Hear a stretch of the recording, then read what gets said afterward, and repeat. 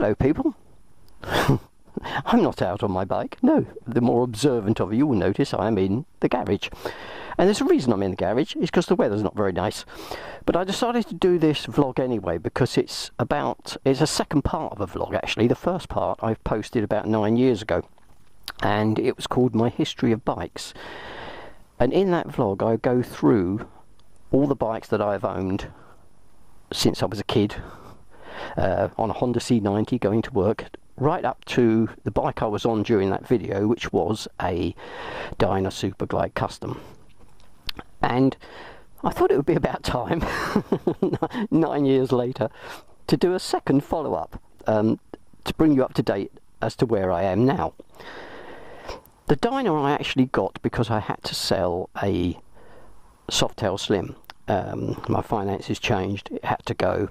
And I kind of looked around, and the Dyna was a model that I had never ridden before. It was the right price, it was the right year, it was in good condition, and it really surprised me. I actually bought it with the intention of keeping it for about 6 months or so, and then going back to a bigger bike, a newer bike, and I ended up keeping it for 2 years. And the only reason I sold it was to buy this, a Road King.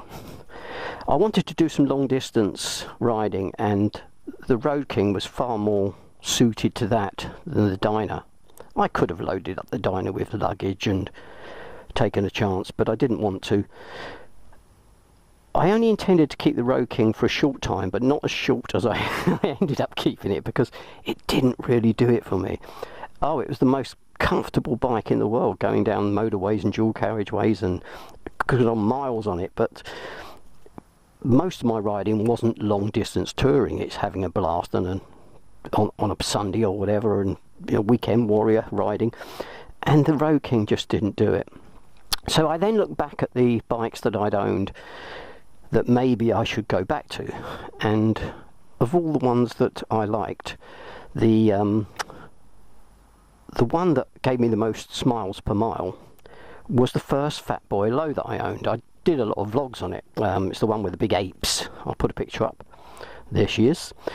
I saw a Fat Boy Low for the right price.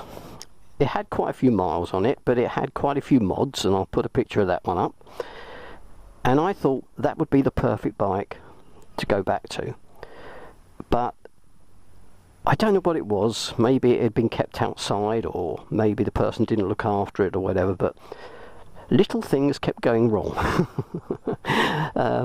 Lamps would fail, the battery failed, had trouble starting, and I'd never had those problems with a Harley. I've owned 7 different models of Harley, and they've all been fairly reliable, he said, touching wood. But this one, even when it did start, it kind of struggled to start, and I always had this fear that I would be stuck somewhere because it wouldn't start. But it never not started, if that makes sense, but it just used to struggle a lot, and it didn't fill me with much confidence. So what I decided to do was to buy the bike that I had to sell, the bike that I sold when I got the Dyna, which was the Softail Slim. And this was the only bike that I actually kept from new till it needed MOTing. I kept it for about 3 and a bit years. But I think God has decided that I shall never have a Softail Slim, because what happened? My circumstances changed again, and once again with the Softail Slim I had to sell it. And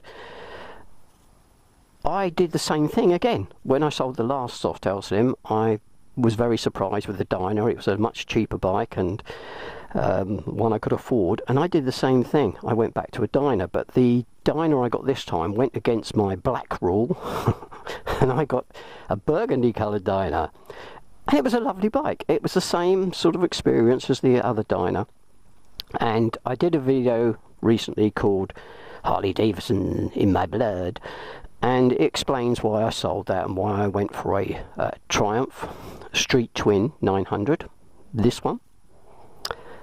And I kept that for about 4 months, and it didn't do it for me, and I knew that I had to go back to Harleys. It's I can't get away from them now. They, as I said in that video, and if you watch it you'll see the reasons why. So why this beastie? Well, there were around about 12 Fat Boy Lows or specials that were on the market when I was looking for a bike, and I ruled out about 6 of them because they were too expensive. And I ruled out some of the cheaper ones because they looked really rough. And what I liked about this one was a number of things. One, I liked the fact that the gentleman who had it had very similar tastes to me. He'd already, and I'll get down so you can see, he already blacked out the front end. Now, when it comes as standard, it has a steel rim and silver lower forks, and he'd blacked everything out, including the risers for the new bars as well, and the fact that it had mini apes appealed to me. So I knew I wouldn't have to spend money putting apes on it, because I do like mini apes, they're really comfy. He kind of bobbered it out a bit. It's got a, you can see down there, it's got a bobber airflow unit on it. The other thing that attracted me to this one was that the guy that was selling it not because he wanted to, but because he had to. And I know what that's like because I've had to do it a couple of times. And he had done an awful lot of work to it and looked after it really well. Now the other reason I chose this one is, as I walk round, I'm sure you can see it's not bad condition for a 2010 bike. And the reason it's not bad condition is because it's only done 5,000 miles in 10 years. Well, no, 14 years. 14 years, 10,000 miles. And it is really good condition, really well looked after. When I went to pick it up, I really did feel like I was taking one of his kids away. I'm laughing, I shouldn't laugh, it's cruel. But I could see that it pained him to sell it, and I knew exactly how he felt. When I picked it up, it had very small round mirrors below the bars there. And I knew as soon as I started to ride this bike away from his house that I would need to move those, because all I could see was my elbows. And the first ride was through a very busy town centre and then around Birmingham on busy motorways, and I couldn't see a thing behind me, so I was constantly doing lifesavers, and it was actually a pain in the neck because every time I changed lanes or did anything I'd have to look behind me to see what was there. I did try and put the mirrors on top of the bars when I got home, and I still couldn't see anything. All I could see was my shoulders. So one of the first things I changed when I got the bike home were the mirrors. And the next thing was the number plate. Now, he had put a really nice Kuriakin lay-down number plate, half the size of a legal one, on the back bumper, which looked really good. But knowing my luck, if I had kept it there, I would have been pulled over. Somebody sometime would go, policeman would go, oh, hold on a minute, he's got an illegal plate. So just for peace of mind, I dug out the old number plate mount, because he gave me some spares in a box, and I stuck that on, and I put a legal plate on the back, so it made me feel better about things. I didn't feel that I was being naughty. The other thing that I changed was the seat. Now this is a big mummer of a seat, and there's a reason for that. He had a bare bones Lepera seat on it, which looked amazing, but for me, I kept sliding on it. I mean, this has got a nice ridge. You can see that there. It's got a little bit of ridge there, and that's nice when you're riding. It's also handy when you're pushing the bike around, because you've got something to push back against. It's got a huge I've got to be very careful what I say in this bit, people. It's got a huge pillion pad for people who like comfort. That's all I will say. Because I do very much, I take a pillion out quite a lot, so I needed to get a seat that was comfy for me, comfy for the pillion. And also thinking of the pillion, because I am a considerate person, I put a sissy bar on it. Now, on previous bikes I have had sissy bars, but they have been detachable. The trouble with detachable is that they come out a bit, and sometimes you have to get a relocation kit for the indicators, and it all costs a load of money. And I found that when I got a detachable sissy bar, I never took it off. So that's why I went for the fixed, and I got the fixed sissy bar for this particular bike. As you can see, there it is. The only other things I've done to it, and I don't know if you'll even see these, is down here. There it is. That is my personalised derby cover. That ace means a lot to me. The initials on it are initials of people that are very close to me, and it just happened to spell out the word ace. So I thought, oh, and I actually designed that. And I've got a tat, people. I've got a tat of that on my arm. Mine's red and black, but that's just cut silver into it.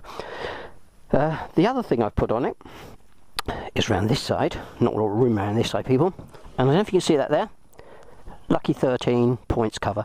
They call it a points cover. There's nothing behind there. It's just a points cover.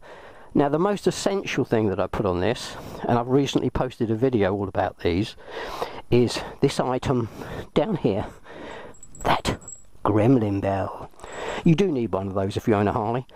If you watch the video about gremlin bells, you'll understand why that is. But that's the only mods I've done to it. I thought it was a little bit of dirt then. But I think you'll agree, in condition-wise, it's very, very nice for the year, and I intend to ride it as well. But that's the beastie, and what I'm going to do is I might send a link to this video to the gentleman that I bought it from, a guy called Rich, really nice guy, for two reasons. One, to show him what I've done to it, and two, because I hope what I've done to it has kind of will not make him feel like I'm riding around on his bike, that he's done all the work to it and I'm taking advantage of that and riding around on his manifestation, if you like. I'm sure he'll be able to see that I've sort of already started to make it mine, and it's not his anymore. It's not his design or like, and in fact I've ruined it. And I admit that it does not look anywhere near as nice as the way that he had it set up, but it's the way I want it set up, and so therefore it's kind of mine now, and it's the way I want it. There are a couple of things that I probably will still do. I may change the fuel gauge petrol cap to black. I haven't decided whether I'll do that or whether I'll do normal or flush or whatever I might do. And because I hate this number plate, it looks like a big blocky thing sticking out the back, I may get a lay down plate that pushes it in a little bit but still remains legal. But that's where I am now. This is my current beastie, and she is a lovely bike and goes really well, starts really well. Where's the wood? Okay, there you go.